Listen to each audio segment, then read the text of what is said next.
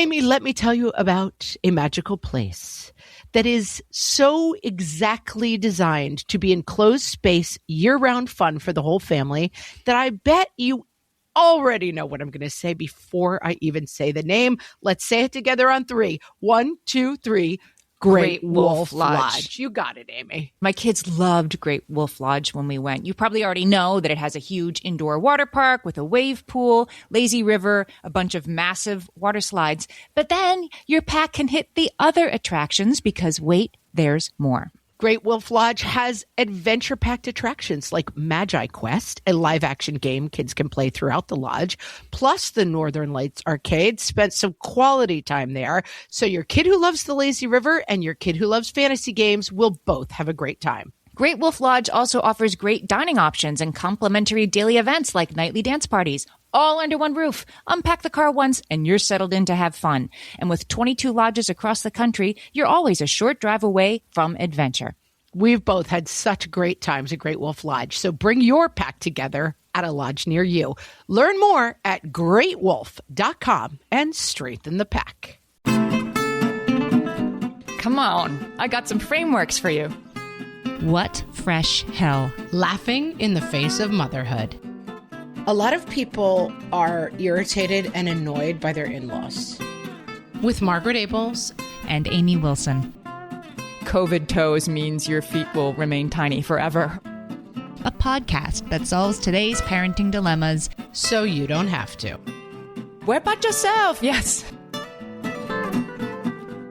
Hello, everyone. This is Margaret. And this is Amy. And this week we are going to talk about how we're going to do this when everyone's doing it differently. This being start to come out of our hidey holes. I feel like we've reached the full confusion stage of the pandemic, Amy. Like, yes. I feel like we've always been in the full confusion phase, but this is like full confusion the musical. Like everyone is just doing their own thing. I'm going to throw it right away to an expert, Dr. Preeti Malani, who's an infectious disease expert. And she says that ramping down was easy. I mean, it felt hard, but doing it was easy. We just flipped a switch, everybody stay home, stop doing all the things. And that reopening is totally complicated because there's no playbook. There's no template. There's no whistle. You know, it's just sort of like do what you want when you think you can, or at least aren't too worried that you can't. Okay. And what does that mean? And also, like, I keep waiting for, like, Super Doc or, like, Super Virus Man to, like, sweep in and be like, okay, kids, here's what's going on.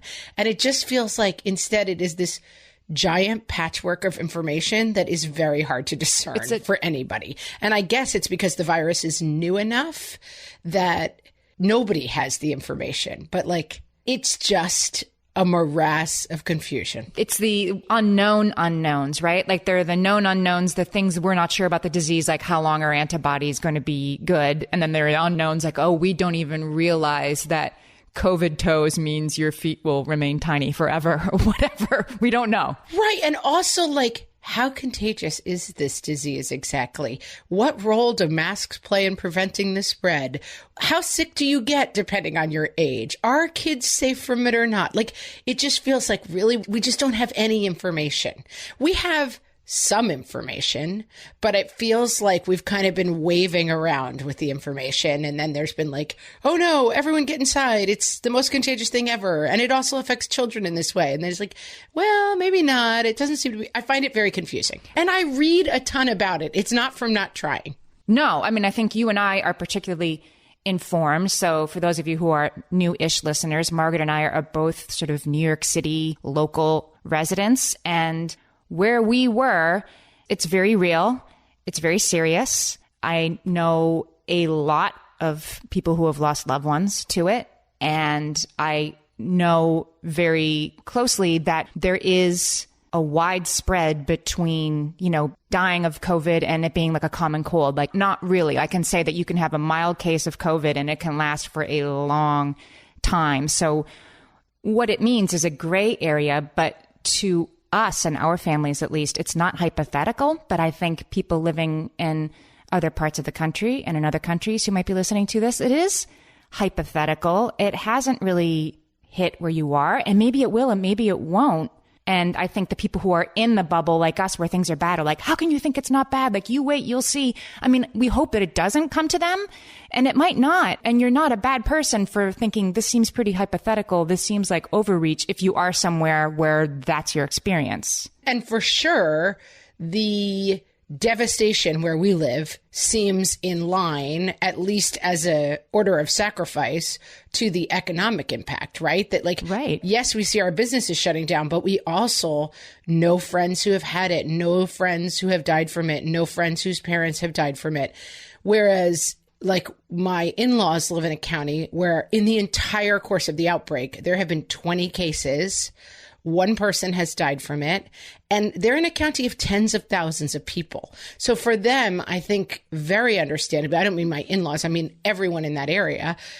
Their feeling is kind of like, why are we freaking out about this thing? Right. What is this again? Right. And then, of course, the dialogue has become like, either you're a scumbag who doesn't believe in the virus, or you've drunken the Kool-Aid and you're on the crazy train with the virus. And not super helpful, as it turns out, as a dialogue. No, and the choices have been presented to us as never leave your house again or go exactly back to the way things were, as those being the two options. And there's a spectrum of choices in the middle. And I think that's where we're going to have to live for a long time, all of us. And so that's what I want to talk about today. For sure. And I think there's also a big role in this of we now move into a period that is not, they began with like virus prevention, right? That was the first goal. Don't let it come to the US. Then that didn't work out. Then you go to virus mitigation. How can you get the fewest amount of people to get the virus? That's kind of second phase. And now we're in like a risk assessment phase.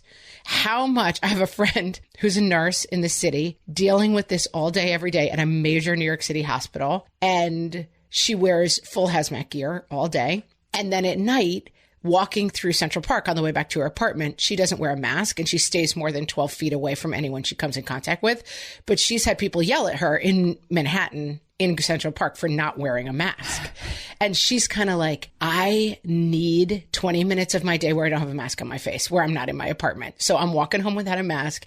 And at that point, she's like, I do not believe as a medical professional, I am giving anyone else the virus from 20 feet away. Certainly the mask is not playing a role in that. If it's coming off my clothing, whatever, I don't think I'm giving it to you. But she's like, and for myself, at a certain point, if I'm getting it by walking without a mask through Central Park, then it wants me more than I don't want to get it. And it's like, right, at a certain point, like we're going to have to make decisions like, how badly do I not want to get this virus?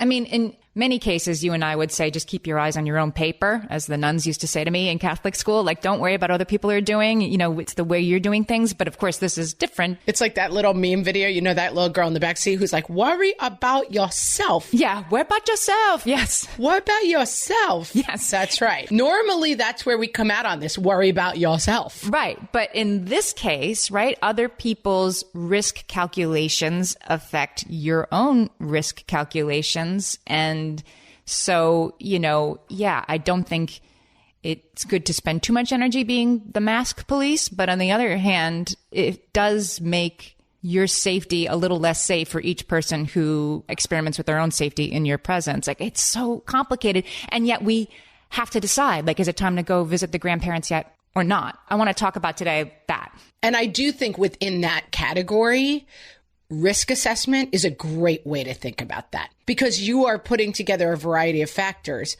My dad is 85 years old. If I were to go 2 years without seeing him, I am really in some risk of not seeing him again.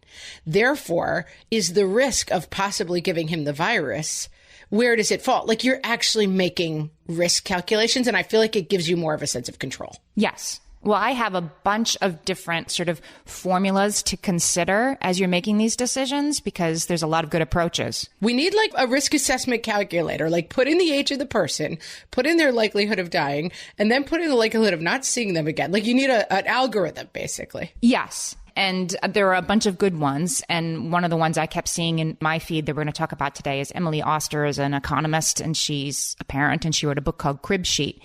And she's a really good parenting newsletter about managing risk around all sorts of things. So, of course, right now it's about COVID. And her thing is, you want an answer from me. People will write to her and say, the baby's coming in October and my parents want to come to the hospital, and should they? And she's like, I can't answer that for you, but you don't need an answer. You need a way to decide. And so that's what we're going to talk about. Good point. This is what we just said. We're geniuses as usual because the experts are totally backing us up. Yes. So let's talk about the types of risk that we are considering and how they affect us, because that's one sort of metric way to look at this. I got these from Leanna Wen. She is the former health commissioner of Baltimore, and she wrote an article for the Washington Post. Like, here are some types of risk you're considering, and here's how to categorize them because it helps you sort of understand them. So the first one is pooled risk, which is like your friend being yelled at in Central Park. When you engage in high risk activity and you are around others, you are increasing their risk. So that's pooled risk. Although you're not by walking by them without a mask at 20 feet. But okay, yes. Well, that's just it. I did just read, I think it was Emily Oster. She just said, like, keep in mind, we haven't yet, there have been cases at, choir rehearsals and birthday parties and stuff with lots of people. We haven't yet had a case that we trace back to walking by somebody outside who wasn't wearing a mask. We can't say it hasn't happened, but we don't know it has. Right. Although it's very difficult to know, right? I mean, that's the other thing. Then you see people on Twitter who are like,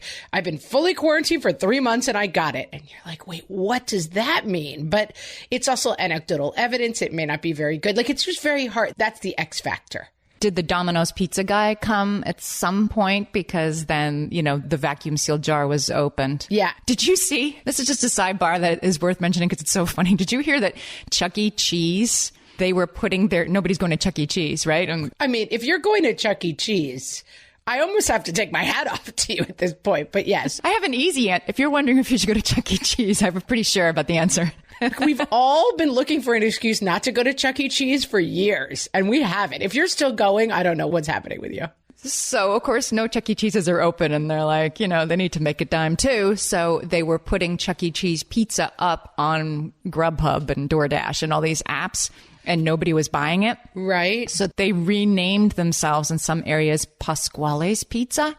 Okay. And I guess Pasquale is a very minor character in the Chuck E. Cheese universe. It's his friend or something. Universe? I've never done that deep a dive into that. Yes. And people were like, oh, I'll order from this Pasquale's pizza place, and were unwittingly ordering Chuck E. Cheese pizza in their home, which, thanks for existing, Chuck E. Cheese. But if you have to fool people into ordering your pizza during a quarantine, you might want to revisit your pizza recipe. I mean, that's hilarious. What is there to say, really? Yeah, I mean, Chuck E. Cheese's pizza, no offense, Chuck E. Cheese. You don't go there for the pizza. No, you go there for the shared surfaces. But I like that they found a workaround. If they found a workaround, which, good for them. That's the point, right? All right. So the next type of risk is cumulative risk. And this was a sort of good metric that Leona Wen suggested, that you might want to say, batch your trips. If you have to go to the post office and the grocery store and get a haircut, do all those things on one day and then stay home for a week. Or if you are somebody who has to be in the office right now, maybe don't also go to the birthday party where everybody's standing around outside. Sort of each risk adds on a list in a cumulative way. Of course, not 1 + 1, but that's a way to think about it. Right. And you're making a good point, which is there are 2 points of risk overall. Don't get the virus. Don't give the virus to a ton of people, right? They're different things. Right. Taking chances where you get the virus, look at your own paper. Worry about yourself. I don't have anything to say about you not getting the virus. But don't give the virus to a ton of people is worth spending a lot of time thinking about. So I want to go to a birthday party that is important to me. You go, then don't go run errands every day that week because you've put yourself at risk of getting it. And now try not to spread it on 7 full days before you know if you have. Yeah. Yeah, it's little things maybe, wait to top off the gas tank until you really need gas, that sort of stuff. It's a way to lower risk. Okay. And then the third one is collective risk. I don't totally understand the difference in this, but she says, there can be a scenario where everybody's 6 feet apart, but just inherently 30 people 6 feet apart is less risky than 500 people 6 feet apart. There's a collective risk, which sounds to me like pooled risk, but somehow they're a little different. I'm a student here. Yeah, what's the difference between those two? I'm not exactly sure, but I guess the point is Pooled risk is the people in the pool at Lakes of the Ozarks, right? That like you're all engaging in a high risk activity together. Collective risk is that you're trying to be safe, but you're doing it with too many people, so you're upping the odds. I think that's what it is. I think it's just like any group of 20 people is more risky than any group of 10 people. I guess that's what it is. I've said it a million times. I'm not a fan of the slippery slope argument because I find it is often kind of dopey. Like, well, if you do this, it leads to this. But I do think that starting to take risks after being quarantined is a very slippery slope. Like, oh, well, we'll just stop over and see our friend. Well, that was really fun. We'll just stop over and see our other friend, you know? And then you sort of like, I think that's why it's hard to be in the middle. Like, I know what it looks like. It's like dieting, right? I know that I can only eat celery, and I know that I can eat anything I want. But eating a reasonable amount of food every day is really hard for me, you know? Yes. Like, I can starve. I don't like to do it, but I could. But it's just finding that middle ground is hard. I can stay inside and see no one, or I can have a normal life. Right. But have this middle ground, we're going to keep talking about it after this break. For some of us, tax season is one of the only times that we look at our finances fully. And once it's over, well, that was terrible. And it is completely understandable not to want to think about it for another whole year. But using Monarch and being intentional with your finances in an ongoing way helps you see where your money is going and how you can put your refund to best use. We are here to tell you, simplify your finances with Monarch. Monarch is the all-in-one personal finance tool designed to make your life easier. It brings your entire financial life, budgeting, accounts and investments, net worth, and future planning together in one dashboard on your phone or laptop. Feel aware and in control of your finances this tax season and get 50% off your Monarch subscription with code FRESH. As you know, my husband and I are preparing to send, 3 kids off to college, and I cannot tell you how helpful Monarch has been in showing us our full financial picture, helping us to track our spending and reach important savings milestones. Our weekly meeting, Amy, it's now run by Monarch. Love it. Achieve your financial goals for good with Monarch, the all-in-one tool that makes money management simple. Use code FRESH at monarch.com for half off your first year. That's 50% off at monarch.com, code FRESH. You're listening to this podcast, so I know you've got a curious mind. Here's a helpful fact you may not know yet. Drivers who switch and save with Progressive save over $900 on average. Pop over to progressive.com, answer some questions, and you'll get a quick quote with discounts that are easy to come by. In fact, 99% of their auto customers earn at least one discount. Visit progressive.com and see if you can enjoy a little cash back. Progressive Casualty Insurance Company and Affiliates. National average 12-month savings of $946 by new customers surveyed who saved with Progressive between June 2024 and May 2025. Potential savings will vary. Okay, we're back. I think here's a super complicating factor that I think everyone I know is dealing with. We have family who are dealing with this in different ways.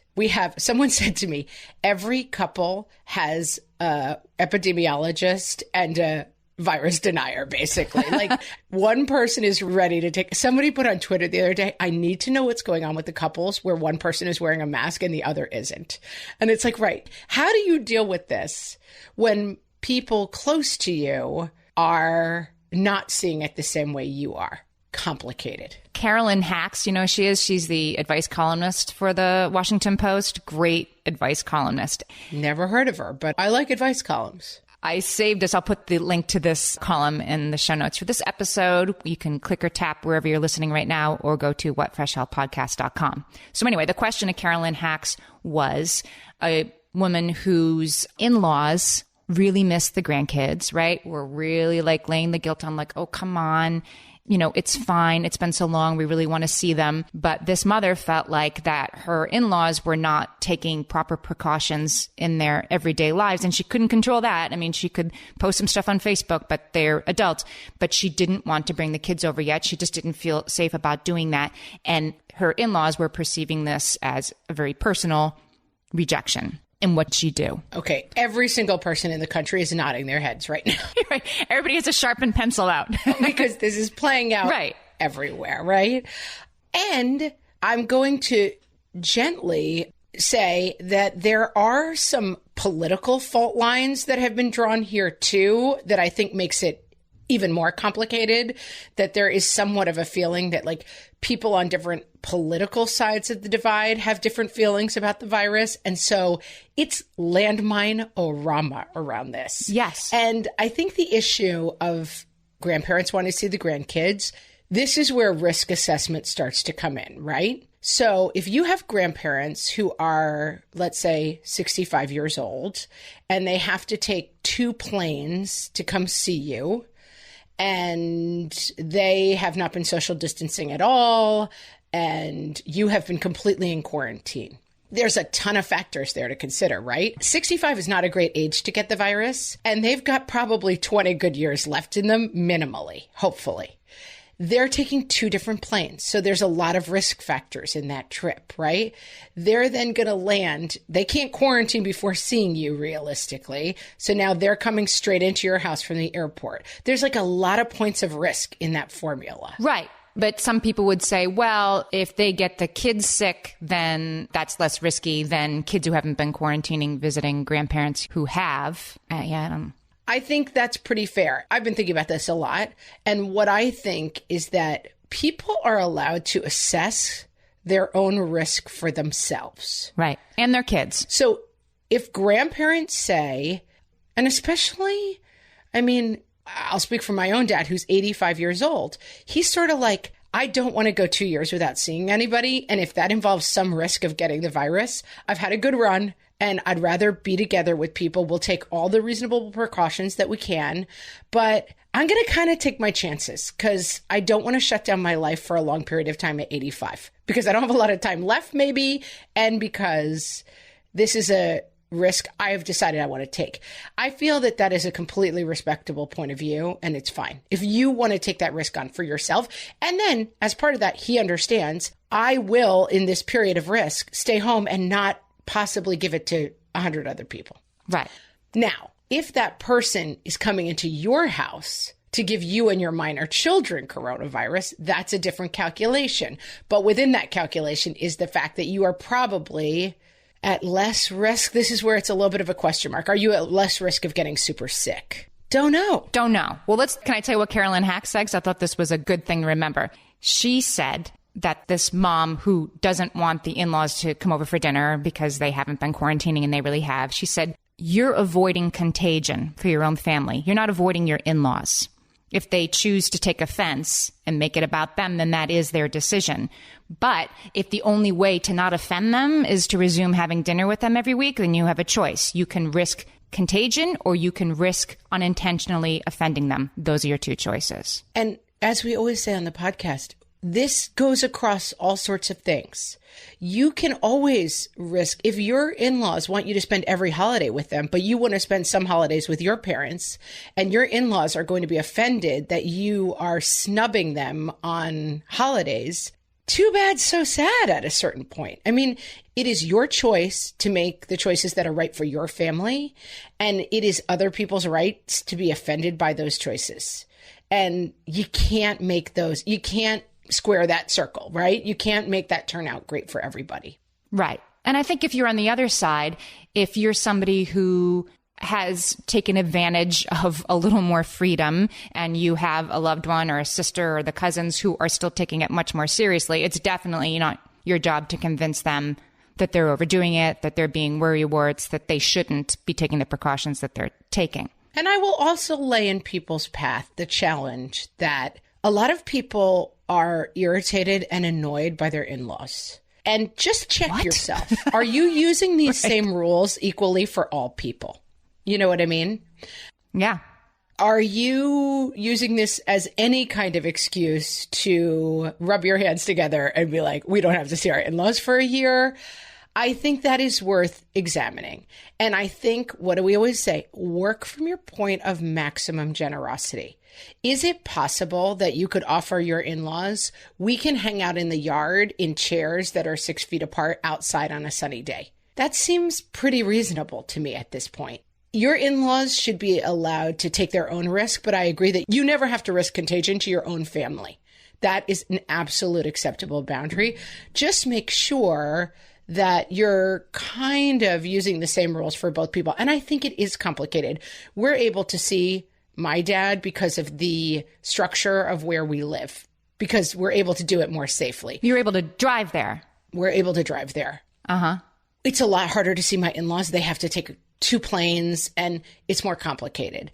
But am I pretty wary about the dynamics of like, we're seeing my family, not my husband's family? Like, it is worrisome to me. And I think that this is where like just really openly communicating about it. And like, thank goodness my in-laws basically are extremely understanding and do not think like, I'm banishing you. Like, I'm not having that problem. And it would be more complicated if they were bringing that energy to it. But it's hard. And I think keeping those lines of communication open and trying to find ways to do it is the right way to go. Emily Oster said something about this specific situation that I thought was actually really helpful. She said, make sure that you're being really specific about what it is you're disagreeing about, because you might see that there's a mismatch in expectations. If your in-laws are hearing, you're not coming over for dinner anymore, you're not coming over for dinner until there's a vaccine in a year and a half, and you're saying, can you not come over for dinner until, for another 3 weeks, until I get to go see my sister's new baby and make sure that's all okay? And then, what's the finish line and what are the parameters around what you're disagreeing about? It probably would really help. That's a great insight. And I think maybe even say like, hey, let's every other Tuesday have a conversation about how things are looking, and be clear that you're keeping the dialogue open, Hey, let's once a month sit down. Okay, I don't feel comfortable today, but let's talk July 15th and see if I feel more comfortable, and like make sure that you're not making it sound like never. And then the other thing I would really suggest, and this is something that I feel like I've had an insight about overall in terms of make it quarantine coronavirus the fun version in the way that is most possible. So my daughter's class had a 2nd grade production of The Wizard of Oz. And the idea that it was canceled was like so upsetting. It's just a very special production. They do it as 2nd graders. Everyone's been looking forward to it years. Her older brothers have both been in it. It's the biggest deal of the year. And it, of course, got canceled because it was happening the week after. And so we are now doing like a Zoom version. And it's just turned out to be so cute and winning in a lot of ways. Like, the kids have gotten really creative. And like, one small example is my daughter plays the Scarecrow and the Tin Man. And we kept saying to kids, like, try to find stuff around your house that you can pass, like can be the props, and then they pass them through the screen. And we kind of taught them how to do that. And the little girl who plays Dorothy for the Tin Man scene, she turned to her mom. She's like, I need like a oil can for the Tin Man. And the mom handed her a can of WD-40. And it's so funny in the show when they use WD-40 to loosen up the Tin Man, and they're just acting it out. They're all in different screens and stuff. But we were saying later, like, it's fun to lean into the creativity of it, And like, I think lean into the creativity of like, hey, we can't see you, but what if you guys came to your window? We got walkie-talkies. The kids could play in the yard and then walkie-talkie you. And like, the kids would get super into it. And so there are opportunities to find new versions of fun that do not intersect at this like bad pain point of, you hate us, you won't let us see the kids, and you're trying to give us a virus, you're awful. Right. Something that's really helping me right now is to try to remember as the planner. I have an extended family. I have 5 brothers and sisters. My kids are 3 of 14, soon to be 15 grandchildren. And we often all get together over the summer. And that was, eons ago, planned for a certain week in August at a certain place. And that time and place can't happen now. And it's taking up some bandwidth for me, like, but could we try this? Maybe this would work. Maybe that would work. And feeling like I need to fix what's going to feel right in August now. And that's also sort of folly, right? Like, we don't know what's going to feel right 6 weeks from now. So worry about it 6 weeks from now. Don't worry about what's going to happen when the baby's born. And what if your sister-in-law, is still working? Like, worry about it when it happens. Don't start putting parameters around what if school can't reopen now. And I think it's possibly a good exercise for a lot of us I am making the decision that I think is right, regardless of how other people will perceive me. Mm-hmm. Might people be like, Amy is so uptight, we're trying to have fun, and she's obsessed with the virus? They might. But I think it might be a good exercise for a lot of us, pleaser females, to say, this is the decision that is right for us. And we're sticking to it. And no is a complete sentence. And we will be with you when we feel comfortable. And that's how we're going to do this thing. Will you say that? Can we record you saying that and then we can all just play it for that? Yes, I will. I will write a calligraphy note that you can print out that says, this is how we are going to proceed until we are comfortable. And that is my full statement. I've referenced before my favorite thing ever, which is E.E. Cummings was offered to be an honorary chair at some university. And his reply letter, I'll try to find it so we can post it. It said, I am afraid I cannot accept your offer for secret reasons. And that has become such a touchstone to me. People ask you to do stuff and you don't want to do them. And my instinct is always I will say yes and be miserable. And now I'm I cannot do that for secret reasons. I mean, I think it in my head and then I try to say no. When we come back, let's talk about okay, time to make the decision. What are some useful frameworks to make the right decision? You know that thing where you get an amazing pair of shoes at a really great price and want to tell everyone about it? Yeah, so do we. Here at Designer Shoe Warehouse, we'll give you something to brag about, like the latest styles from brands you love, or the trends everyone's obsessing over, or shoes that make you feel you. So go ahead, show off a little.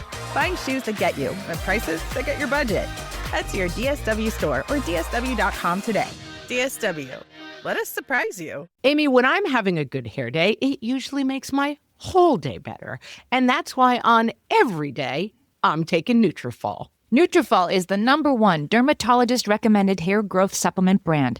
And it's the #1 hair growth supplement brand personally used by dermatologists. Nutrafol's hair growth supplements are peer-reviewed, NSF certified for sport, and clinically tested. Nutrafol offers multiple formulas for men and women, tailored to different life stages and lifestyle factors, so you get support that's actually right for you. Adding Nutrafol to your daily routine is easy.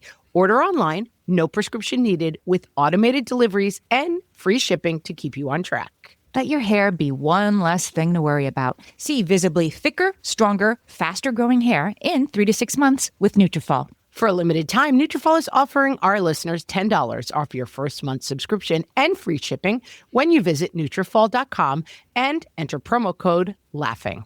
That's Nutrafol.com, spelled Nutrafol.com, promo code LAUGHING.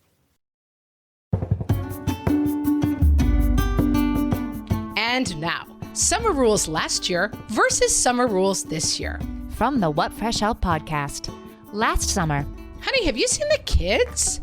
I guess they must still be playing at the neighbors. This summer. I love books. My favorite series is Diary of a Wimpy Kid and My Weird School. So, there's this other book. It's my favorite, Lulu and the Brontosaurus. It's about this, spoiled girl, and she... I am literally begging you to stop talking to me and go outside. Last summer. One Piece or Tankini? This summer. Do I really have to put a bra on to run to the store? Last summer. I love summer because it is such a great time to eat clean and healthy and get plenty of outdoor exercise. This summer. Yes, I am eating a chicken pot pie in bed at 4 p.m. And no, I don't need to explain myself. Last summer. Gosh, we've got the trip to Texas to see Grandma, and then after that, we'll drive up for a week to see your cousins, and almost right after that, we'll be off to the shore. This summer. Guys, if you are on good behavior, later on we'll go over to the Martins' backyard for a little while and I'll let you stare at them through the kitchen window. Last summer. Okay, so you'll do 2 weeks of robotics camp, then 2 weeks of Mandarin camp, and we'll finish off with a 4-week intensive introduction to chemical engineering. This summer. Listen, I found an old yoga mat in the attic. I think if you spray it with a hose, you could probably use it as a slip and slide. This has been Summer Rules last year versus Summer Rules this year. From the What Fresh Hell podcast. Amy, give me a useful framework, would you? Come on. I got some frameworks for you. Make with the useful framework. The one that I've seen the most recently, like I said, was Emily Oster put up this post that was called Grandparents and Daycare. And she said right at the beginning, I'm not going to be able to answer the questions for you, but here's the framework. And I thought this was very useful. So her framework, the first thing to do is to frame your question. Say your question is, should I send Charlie to day camp this summer? Make sure as you frame the question that you are thinking about the alternative. Like, I'm going to send Charlie to day camp or hire a babysitter. I'm going to send Charlie to day camp or wait 2 more weeks and then reassess and then maybe do it. It doesn't have to be, I'm going to send Charlie to day camp or, give up my career and never work again, right? Make sure you're deciding between 2 things and then make the 2 things accurate. Also, I think you can reframe other people's questions. So when the question is, will you let me come or do you hate me? You can reframe that question is it reasonable to have this person come visit? Right. Frame it for yourself. Or is it reasonable to have this person come visit now or wait 2 weeks? Right. Or alternatively, because this might be the right decision, is it better to have the grandparents come visit now before the kids go back to day camp? That might be the right calculus. Yeah. But the alternative is you're choosing between 2 things. You're not choosing between all or nothing. Yeah, and I think this framing the question is a lot of where this stuff is going wrong now that I think about it this way. Is this person a mask-denying virus moron or is this person safe? Yes. That's not a great question. Is it a good calculated risk for us to get together is the real question. And I mean, we all feel this, like fight the instinct to frame the question in a way that is not winnable. Right. The next thing she says is then you have to evaluate the risk of what you're doing. She says, what is the actual risk of serious illness from doing this? Now, I think she gets in this post a little simple on for most people, the virus is very mild. And I'm here to tell you that there's a lot in the middle between asymptomatic and in the hospital. But kids as a whole, epistemologically seem to be less at risk for serious illness. So that's something to consider, as is the risk of serious illness to your immunocompromised brother-in-law or grandparent, right? Like these are all things to consider. Then you also have to consider the benefits. And I love this. Emily Oster says, joy is a benefit. And it made me think of what your dad said about, I'm 85. I'm going to have a little bit of life right now. The joy is a benefit that's worth it to him. Yeah, I think that's a really fair call that people underestimate quite a bit. And then, you make your decision. And then, as we like to say, then you make your decision, the right decision to have made. Yeah. And you are comfortable enough in your decision to kind of face the slings and arrows of wildly passive aggressive comments in your direction, which I think is happening to a lot of people, which is like, yeah, Amy, she's so obsessed with the virus. Like, okay. I mean, I guess that's how you feel about it. And I think after really carefully thinking about it, I've made the right decision for my family. Now go blank off. Right. You're also going to sometimes be the person who is taking a risk you feel is fair and somebody close to you might think is completely ridiculous. And you have to be able to withstand those arrows as well. I think also there's another thing that we haven't talked about. This is so complex, guys. Whose decision is this? So let's take my dad. My dad's 85. He has 4 kids. They all, 3 of them have spouses. He's got 9 grandkids. In that group of people, there are different opinions about how much risk he should be taking. Right. So if we want to go visit him, and I'm making this up, this is not happening. My brother is staunchly committed to the fact that he should not have visitors. I have come to it's not happening. So I'm making up a hypothetical, but I think fundamentally it is my dad's decision.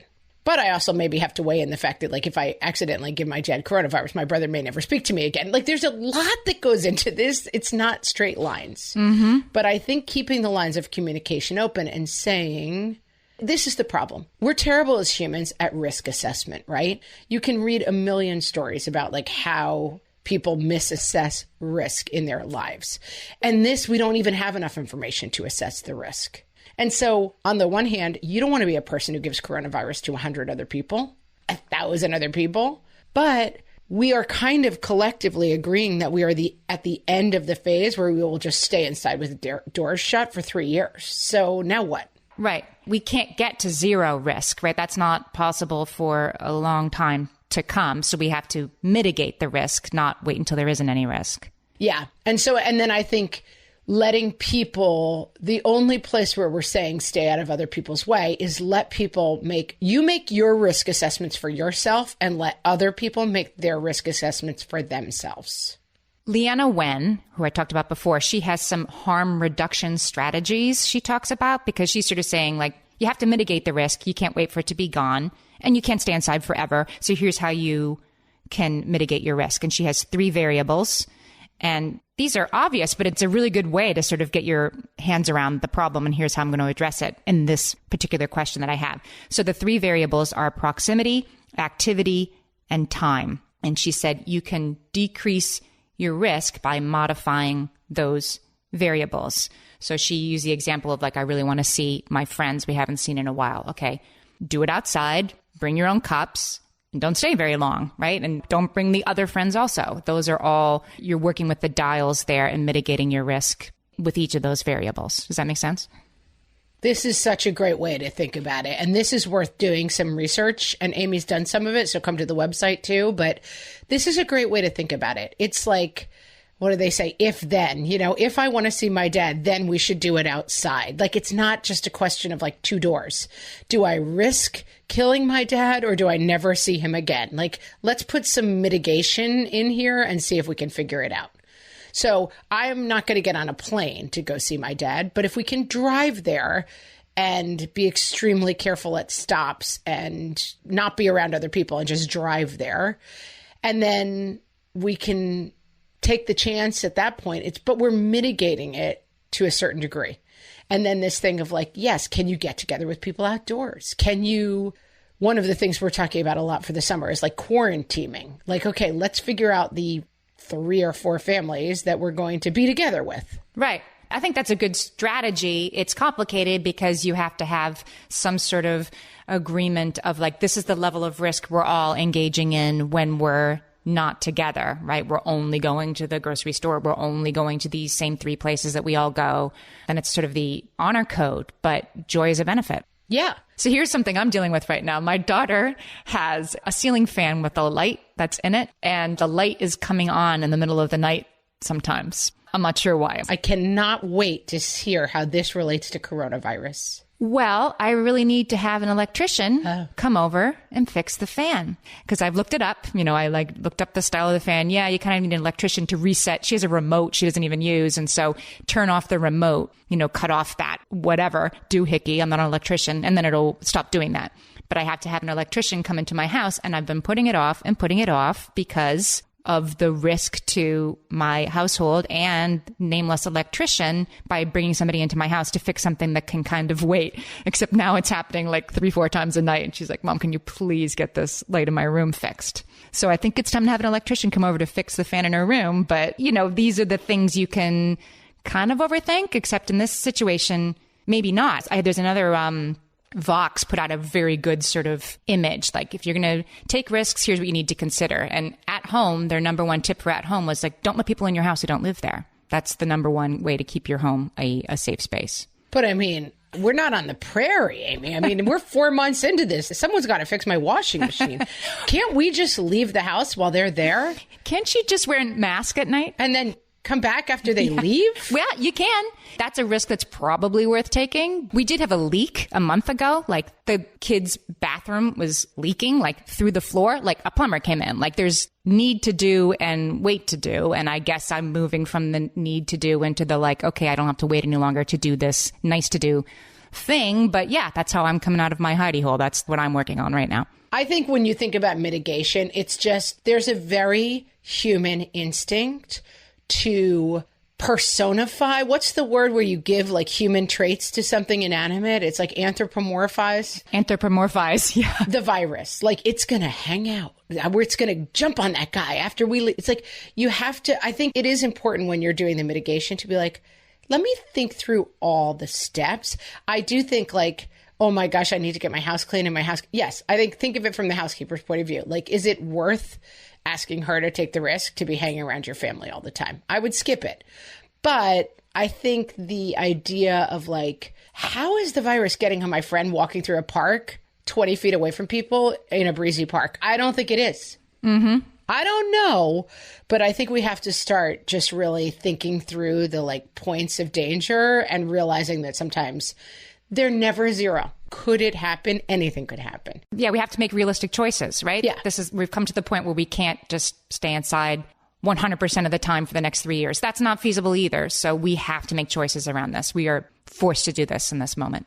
Yeah, and your choice could for sure be like, I'm going to YouTube this lamp until I figure out how to do it myself because I don't want to take the risk. But I think in that example and in other examples, there's probably a way to do it that's pretty low risk. If I need to make this decision now, like I don't need to worry about how I'm going to get to see. I have a new niece or nephew being born this month, and believe me, if I will do whatever I have to do to see that baby, even if it's, down a hallway behind 2 glass doors, right? Like I'm going to see that baby.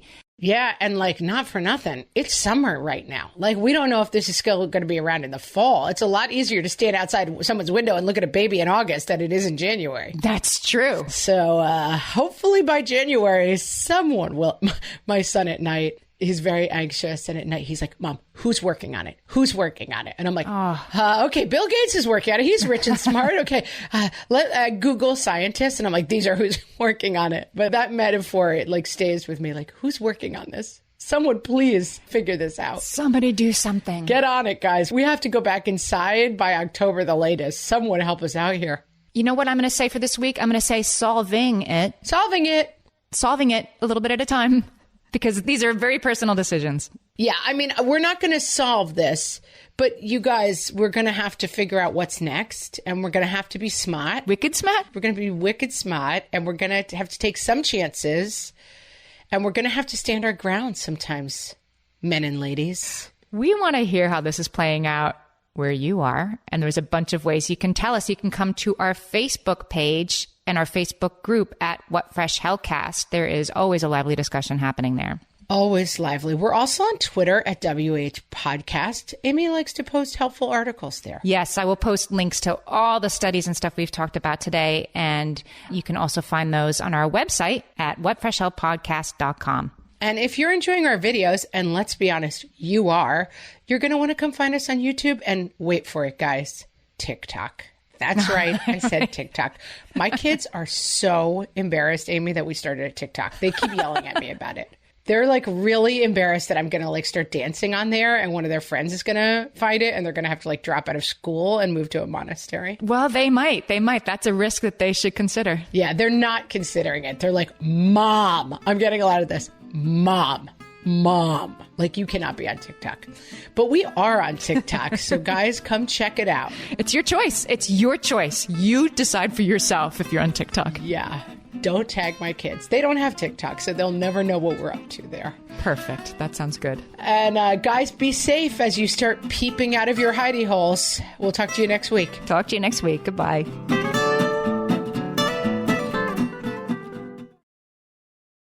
This is a Monday.com ad. The same Monday.com helping people worldwide getting work done faster and better. The same Monday.com designed for every team and every industry. The same Monday.com with built-in AI, scaling your work from day one. The same Monday.com that your team will actually love using.